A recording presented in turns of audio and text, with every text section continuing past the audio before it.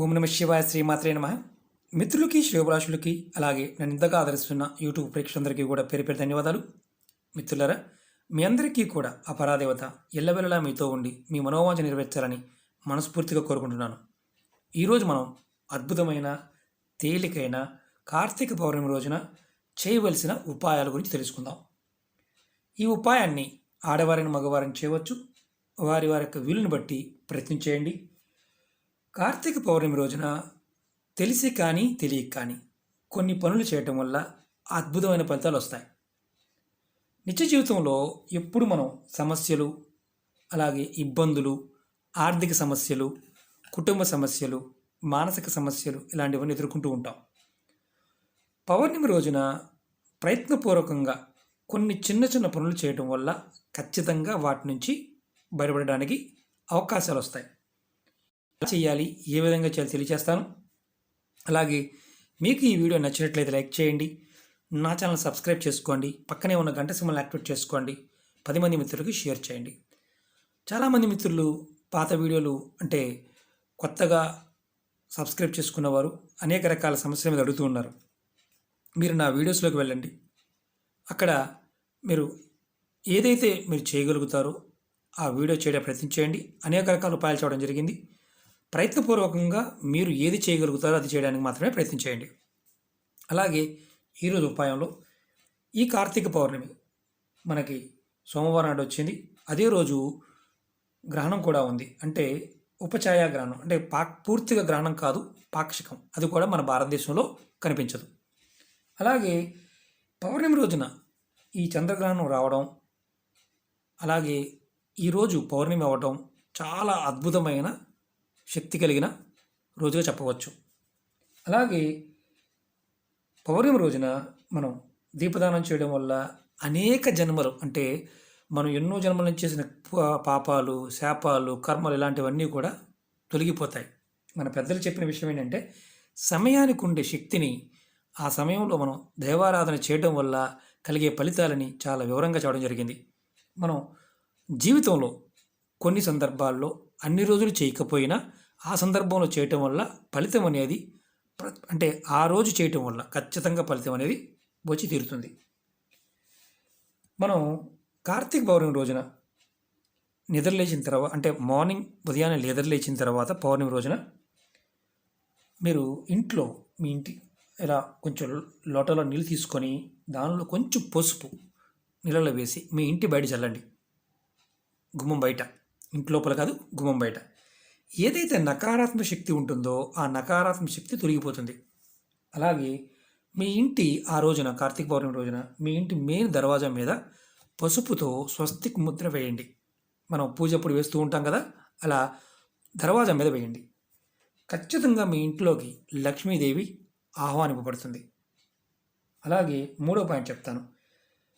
మీరు కార్తీక పౌర్ణమి రోజున నదిలో కానీ, సముద్రంలో కానీ, కాలువలో కానీ ఎక్కడైనా సరే దీపదానం చేయండి. అంటే దీపాన్ని వెలిగించి మనం వదులుతూ ఉంటాం కదా, అంటే అరటిపప్పు మీద, అలాగే పువ్వుల మీద పెట్టి, అలాగే జలవత్తులు మనం వదులుతూ ఉంటాం. మీరు వీలైనంత వరకు ఆ రోజున దీపదానం చేయడానికి ప్రయత్నించేయండి. దీపాలు వదలడానికి ప్రయత్నించేయండి. ఖచ్చితంగా మీకు జన్మ జన్మాంతరాల్లో ఉన్న కర్మలు తొలగి అద్భుతమైన ఫలితాలు కలుగుతాయి. అలాగే మీరు కార్తీక పౌర్ణమి రోజున స్నానం చేసే నీళ్ళల్లో, మీకు ఒకవేళ నదికి వెళ్ళడానికి వీలు లేదండి, మాకు కుదరదు, అవకాశం లేదనుకునేవారు ఇంట్లో గంగాజలం దొరుకుతుంది. పూజా వస్తువులు అమ్మే షాపులో ఇలాంటి గంగాజలం బాటిల్ దొరుకుతుంటాయి. ఆ గంగాజలం వేసుకునైనా నీళ్ళలో స్నానం చేయండి. ఒకవేళ గంగాజలం కూడా దొరకలేదు, మీ ఇంటి దగ్గర తులసి మొక్క దగ్గర 2 తులసాకులు తీసుకొని మీరు చేసే ఏదైతే నీళ్లు స్నానం చేస్తారో ఆ నీళ్ళలో వేసుకొని స్నానం చేయండి. అలాగే కార్తీక పౌర్ణమి రోజున మీరు వీలైతే శివలింగానికి పాలతోనూ, నీళ్ళతోనూ, తేనెతోనూ, పంచదారతోనూ, పెరుగుతోనూ, అంటే ఆవు పాలు, ఆవు పెరుగు, పంచామృతాలతో అభిషేకం చేయించండి. మీకు ఓపిక ఉంటే ఇంకా చాలా అభిషేకాలు చేయించవచ్చు. ఆ రోజున మీరు అభిషేకం చేయటం వల్ల మీకు లక్ష్మీదేవి యొక్క కృప కలుగుతుంది. స్వామివారు మీకు ఏదైతే మనసులో కోరిక ఉంటుందో, బలమైన కోరిక, ఆ కోరిక నెరవేరుతుంది. అలాగే మీరు కార్తీక పౌర్ణమి రోజున మీరు బాగా గుర్తుంచుకోండి, అదృష్టము అలాగే శత్రువులతో కూడా ఇబ్బంది పడుతున్నారనుకోండి, ఆ రోజు ఖచ్చితంగా స్వామివారికి అభిషేకం చేయించండి. శత్రువుల నుంచి మీకు ఇబ్బందులు తొలుగుతాయి. అలాగే శత్రువులు కూడా శాంతిస్తారు. పాలతో అభిషేకం చేయడం వల్ల మీ ఇంట్లో సుఖశాంతులు వస్తాయి. అలాగే శివాలయంలో పౌర్ణమి రోజున ఆవు నెయ్యితో 5 దీపాలను వెలిగించండి. మీకు 5 దీపాలు వెలిగించే ఓపిక లేకపోతే, స్తోమత లేకపోతే ఒక్క ప్రమిదిలోనే 5 ఒత్తులు వేసి ఆవు నెయ్యితో దీపం వెలిగించండి. ఇది కూడా శివాలయంలో చేయండి. మీకు అంటే సహజంగా మనం అనుకుంటాం ఏంటంటే, అదృష్టం రావాలనుకుంటే ఆ రోజు చేస్తే అదృష్టం ఆటోమేటిక్గా వస్తుంది. అలాగే ఇంకొక పాయింట్ చెప్తాను. కార్తీక మాసంలో ఉదయం కానీ లేదా సాయంత్రం కానీ మీ దగ్గరలో దేవాలయం ఉన్నా అక్కడికి వెళ్ళండి. రావి చెట్టు ఉంటే కనుక రావి చెట్టు దగ్గర మీరు ముందు ఒక లోటాతో కొంచెం నీళ్లు పోయండి. తర్వాత ఆవ నూనె దొరుకుతుంది, ఆవ నూనెతో అక్కడ దీపం వెలిగించండి. తర్వాత ఓం నమో భగవతే వాసుదేవాయ మంత్రాన్ని ఒక 21 సార్లు అనుకోండి. మీకు ఓపిక ఉంటే ఒక 108 సార్లు అనుకోండి. అలాగే ఆ రోజు మీరు పౌర్ణమి రోజున ఎన్వి తినడం అనేది పొరపాటు చేయమాకండి. అలాగే మందు కానీ అంటే డ్రింక్ తాగే అలవాటు ఉన్నవారు తాగమాకండి. ఎందుకంటే ఆ రోజు మీరు నిష్టగా చేయండి. మీకు ఖచ్చితంగా ఏదైతే కోరుకుంటారో ఆ కోరిక నెరవేరడానికి మార్గాలు తెలుస్తాయి. ఈ మంత్రాన్ని మీరు ఉదయం అయినా సాయంత్రం అయినా మీరు ఏ సమయంలో చేయండి. ఖచ్చితంగా రావి చెట్టు దగ్గర ఆవ నూనెతో దీపారాధన వెలిగించండి. ఆవ నూనె దొరకలేదని గురువుగారు, మరి మేము ఆవు నూనెతో వెలిగించవచ్చా అంటే, దొరకని పక్షంలో ఆవు నూనెతోనే వెలిగించండి. అలాగే మంత్రాన్ని మాత్రం కంపల్సరిగా జపం చేయండి. ఓం నమో భగవతే వాసుదేవాయ. లేదు మాకు ఓం నమో భగవతి వాసుదేవాయ కాదండి, ఓం నమో నారాయణ అంటామంటే ఓం నమో నారాయణాయ. ఇలా మీరు ఒక 5 నిమిషాలైనా సరే అనుకోండి, మనసులో కోరి చెప్పుకోండి. అలాగే మీకు ఎందుకు ఏం లాభం కలుగుతుందో చెప్తాను. ఇది చేయటం వల్ల, ఈ ఉపాయం చేయడం వల్ల మీకు గ్రహపీడలు లాంటివి ఏదైనా ఉంటే తొలగిపోతాయి. అంటే మీ జాతకంలో గ్రహాల వల్ల ఇబ్బంది పడుతున్నారు, రాహుకేతుల వల్ల ఇబ్బంది పడుతున్నారు, కుజుల వల్ల ఇబ్బంది పడుతున్నారు, శని భగవానుడి వల్ల ఇబ్బంది పడుతున్నారు, గురుబలం లేదు, ఏది లేకపోయినా సరే మీరు చేస్తే గ్రహపీడ అనేది తిరుగుతుంది. ఆ శ్రీమన్నారాయణుడు ఖచ్చితంగా మనకి రక్షణ కల్పిస్తాడు. అలాగే పౌర్ణమి రోజున మీకు కంపల్సరిగా సత్యనారాయణ స్వామి వ్రతాన్ని కథ ఉంటుంది కదా, వ్రతకథ, ఆ వ్రతకథనన్నా చదవండి, లేదంటే వినండి. మీకు చదవడం రాకపోతే ఫోన్లో అయినా సరే వినవచ్చు. ఎందుకంటే ఇప్పుడు మనకి నెట్లో ప్రతిదీ కూడా దొరుకుతుంది కాబట్టి. అలాగే పౌర్ణమి రోజున ఉదయాన్నే ఒక లోటా నీళ్ళు తీసుకొని దానిలో 1 స్పూన్ పాలు కలపండి. ఆవు పాలు అయితే చాలా శ్రేష్టం. ఒకవేళ ఆవు పాలు దొరకలేదనుకోండి, మామూలు పాలని కలపండి. మీ ఇంట్లో ఉన్న తులసి మొక్క దగ్గరికి వెళ్ళి ఆ తులసి మొక్కకి 1 స్పూన్ మాత్రమే మొదల్లో పోయండి. మొదల్లో పోసి నమస్కారం చేసుకొని అమ్మవారి మంత్రం మీకు వీలైతే తులసి కవచం చదవండి.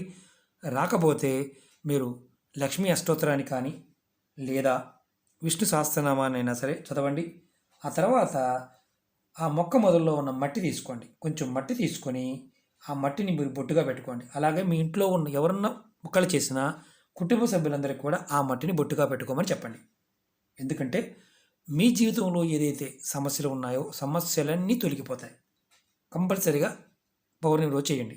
అలాగే మీరు పౌర్ణమి రోజున విష్ణు సహస్రనామాన్ని, మీకు ధన సమస్యలు ఉన్నాయి, ఇబ్బందులు పడుతున్నారు, అలాంటి సమయంలో ఆ రోజున మీరు ఎన్నిసార్లు అయితే విష్ణు సహస్రనామం చదవగలుగుతారో అన్నిసార్లు చదవండి. లేదంటే చదవడం రాకపోతే వినడానికైనా ప్రయత్నం చేయండి. అలా చేయటం వల్ల మీ కుటుంబ సభ్యులు, మీరు ఆర్థిక సమస్యల నుంచి బయటపడతారు. బాగా ధన సమస్యలు ఉన్నాయి, ఇబ్బంది పడుతున్నారు, ఆ రోజున అమ్మవారి పటం ముందు, లక్ష్మీ అమ్మవారి పటం ముందు దీపారాధన చేసి కనకదార స్తోత్రాన్ని చదవండి. ఒకవేళ చదవడం మీకు రాకపోతే స్తోత్రాన్ని వినడానికన్నా ప్రయత్నించేయండి. ఖచ్చితంగా మీకు ధన సమస్యల నుంచి బయటపడతారు. అలాగే ఇంకొక పాయింట్ చెప్తాను.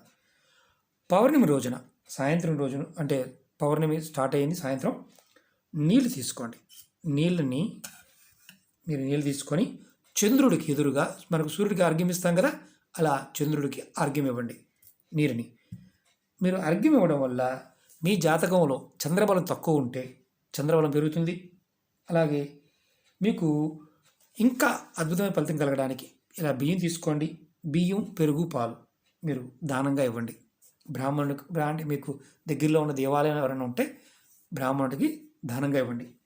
బియ్యము, పెరుగు, పాలు దానంగా ఇవ్వండి. అది బ్రాహ్మణుడికి.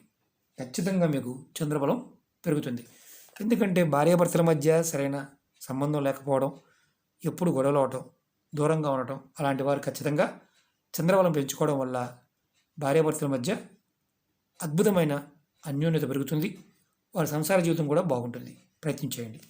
అలాగే మనం పౌర్ణమి రోజున ఏది చేసినా చేయకపోయినా కంపల్సరిగా మనం శివభగవానుడికి కాస్త పాలతో అయినా సరే అభిషేకం చేయండి. నదీ స్నానం చేయండి. ఆ రోజు వీలైనంత వరకు ఎవరిని తిట్టకుండా ఉండడానికి ప్రయత్నం చేయండి. అంటే బూతులు మాట్లాడకుండా ఉండడానికి ప్రయత్నం చేయండి. ఆ రోజున మౌనంగా ఉండి మీరు జపంలో ఏ జపం చేసినా మీకు 1,000,000 రెట్లు ఫలితం వస్తుంది. చిన్న చిన్న ఉపాయాలు ఇవన్నీ చిన్న చిన్నవి. ఇందుట్లో మీరు స్నానం చేసే నీళ్ళల్లో తులసాకు వేసుకుని స్నానం చేసిన ఆ సమయంలో మన పుణ్యతీర్థాలన్నింటినీ కూడా అంటే గంగా, గోదావరి, కృష్ణ, పెన్నా, తుంగభద్ర, నర్మదా, తపతి, యమున, సరస్వతి ఈ నదుల పేర్లన్నీ చెప్పుకొని మీకు ఏ నది మీకు మీ ఆ సమయంలో బుర్రకు వస్తుందో, ఆలోచన వస్తుందో ఆ నది పేరు చెప్పుకొని చేయడం వల్ల ఆ నదిలో స్నానం చేసిన పుణ్యఫలం వస్తుంది. సప్త సముద్రాల్లో చేసిన పుణ్యఫలం వస్తుంది. కాబట్టి అదన్నా చేయండి. ఖచ్చితంగా పరిపూర్ణమైన నమ్మకంతో ప్రయత్నం చేయండి. ఖచ్చితమైన మార్పు వస్తుంది. మిత్రులరా, ఈ చిన్న చిన్న ఉపాయాల్లో ఏదైనా ఒకటైనా సరే ప్రయత్నం చేయండి. మార్పు అనేది ఖచ్చితంగా వస్తుంది. నెక్స్ట్ వీడియోలో మనం చాలామంది మిత్రులు అడిగారు. మామూలుగా మేము స్వామివారికి అభిషేకం చేస్తూ ఉంటామండి. అభిషేకాలు ఏ పదార్థాలతో చేస్తే ఎలాంటి ఫలితాలు కలుగుతాయో నెక్స్ట్ వీడియోలో మీకు తెలియజేస్తాను. అలాగే మీకు ఈ వీడియో నచ్చినట్టు లైక్ చేయండి. నా ఛానల్ సబ్స్క్రైబ్ చేసుకోండి. పక్కనే ఉన్న గంట సింబల్ యాక్టివేట్ చేసుకోండి. 10 మంది మిత్రులకి షేర్ చేయండి. ఓం నమః శివాయ. శ్రీమాత్రే నమః.